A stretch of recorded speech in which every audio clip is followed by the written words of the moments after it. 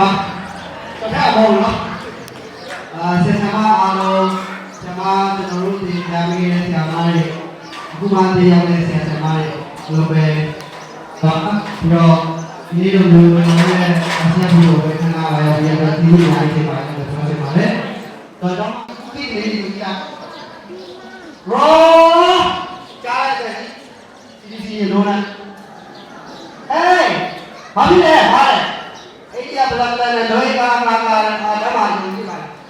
ကိုရောက်လဲတယ်ခါလေဟုတ်လားအဲ့လိုမျိုးရှိတယ်အဲ့ကျွန်တော်တို့တော့ပြီးပါတော့ပါလေ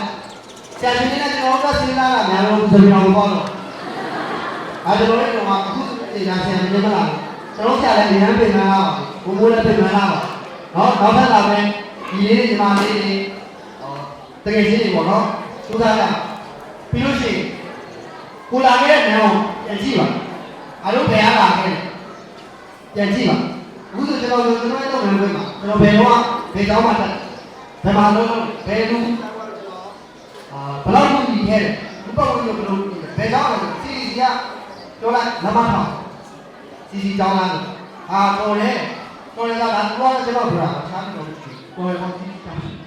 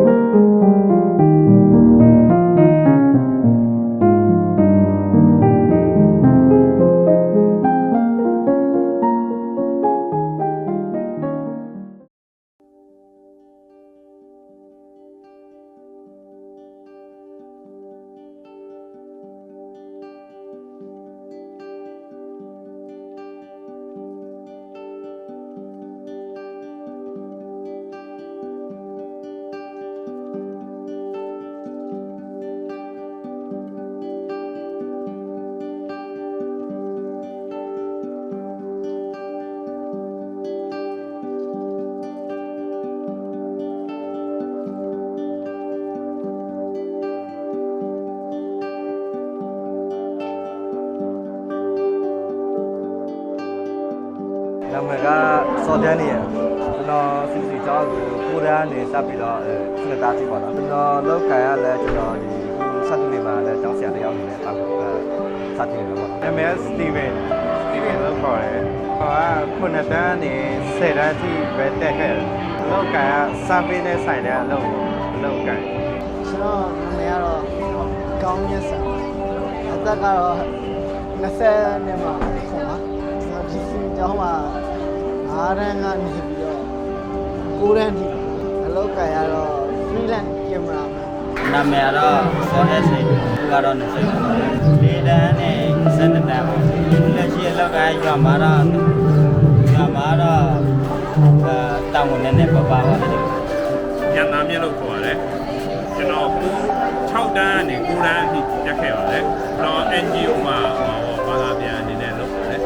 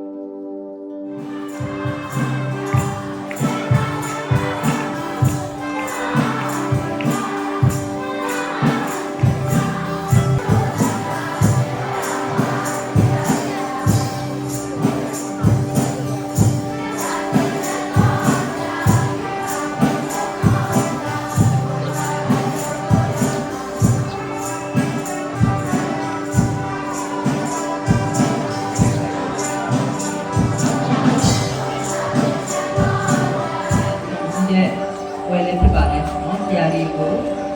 ပုံပြတဲ့ဝယ်လည်းဖြစ်ပါတယ်နော် CDC ကျောင်းက1995ခုနှစ်ကနေပြီးတော့စတင်ဆောင်နေတယ်ဆိုတော့28နှစ်တောင်ဖြစ်ပြီပေါ့နော်။ကျောင်းကဒီအတွက်800နေထောင်စားပေါ့နော်။ဒီနေ့အခါပြီးတော့ဒီနေ့တင်စားပြီးခဲ့တဲ့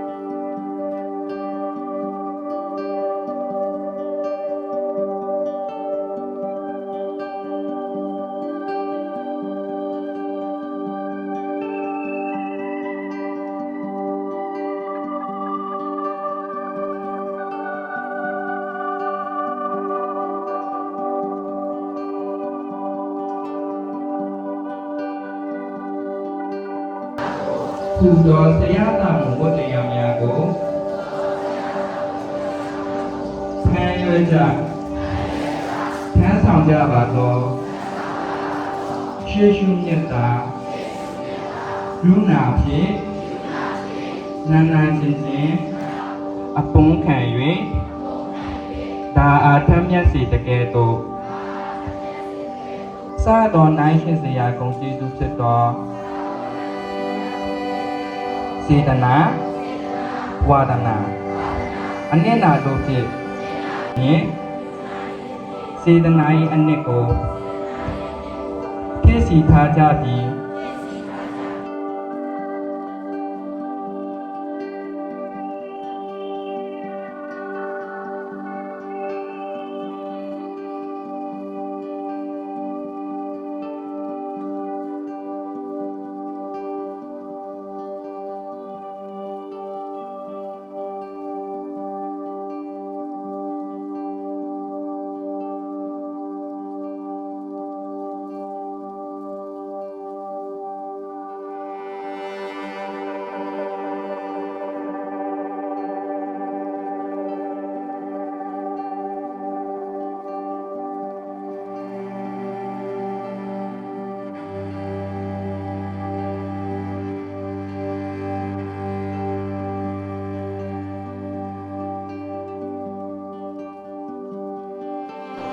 တိုင်းလို့ပဲ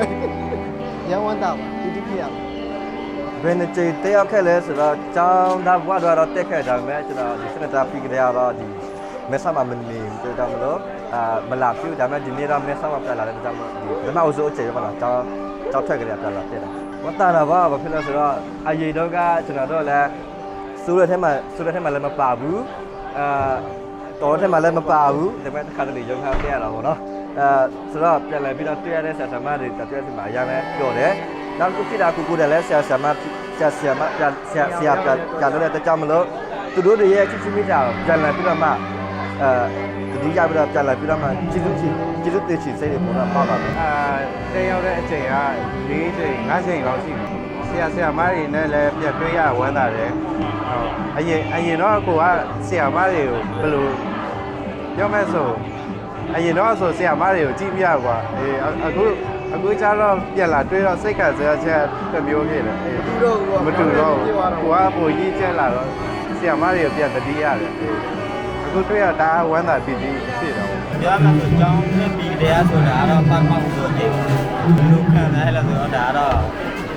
ဘာနဲ့မှနိုင်ချင်တယ်ဘာဖြစ်လဲဆိုတော့သူတို့ကကျွန်တော်တို့ငယ်ငယ်တည်းကစာသိပေးတာ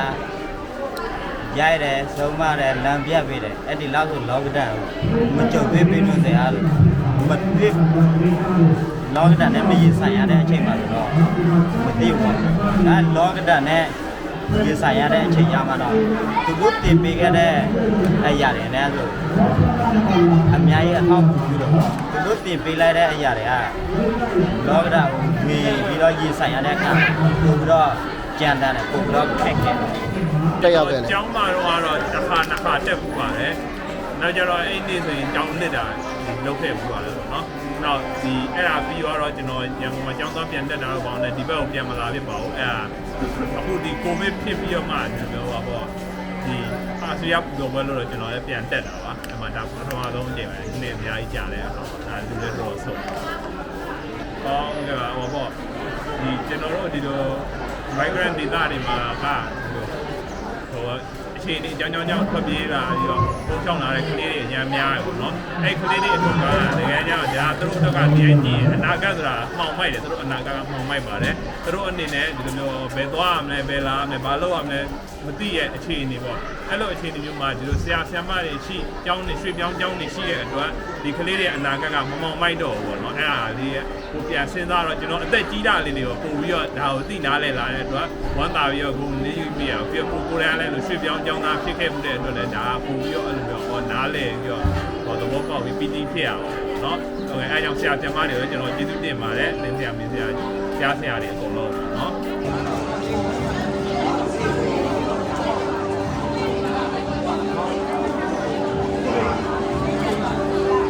ဟိုဘက်ခန်းမှာလည်းရှိရဲတဲ့